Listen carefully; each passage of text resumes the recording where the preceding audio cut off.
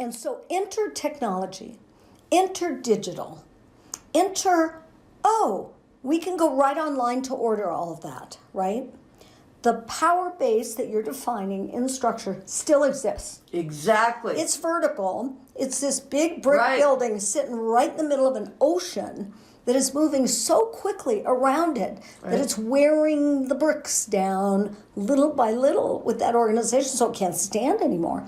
And then when digital puts the customer so in control that with an email or a text or a post, they can down your organization. You don't have any control. Right. So here's the old structure, to your point, built by power, scratching their heads saying, what should we be doing here? We're not in power anymore. And people don't have the answer. This is the answer to that.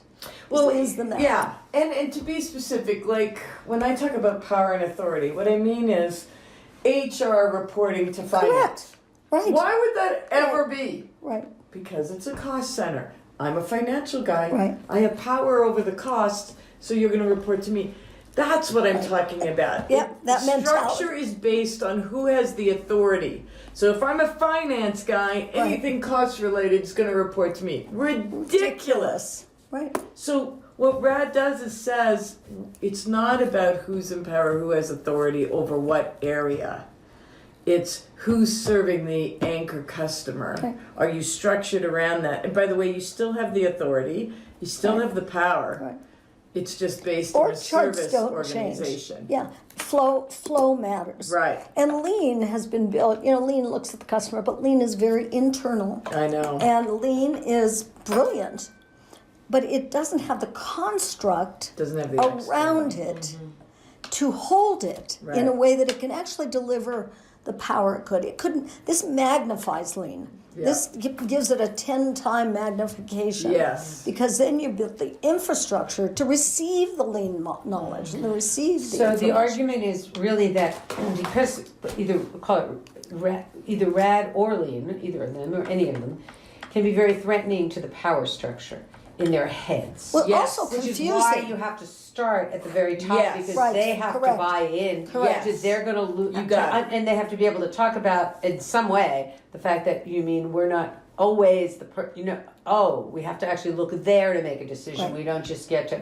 Right. So that's the and by the way, conversation. And by the way, you nailed it. What I've said to her for all these years is you have to have a certain mindset to accept RAD. Right.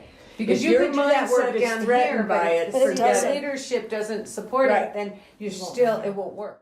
So when I woke up at 4 a.m. and said, hack the structure, because that's really what we're talking about. We're talking about hacking the structure, because you just can't move fast enough to create value anymore, and you're going to be out of business.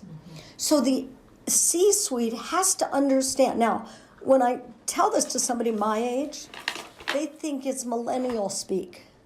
Oh, you have to do that. But I'm telling you, they have to speak millennial speak. Well, and maybe the response to that is it's not millennial speak. It's a response to how consumers are now behaving and interacting with your company. And so your company has to align with that. Right. And these are millennial customers. No. Right.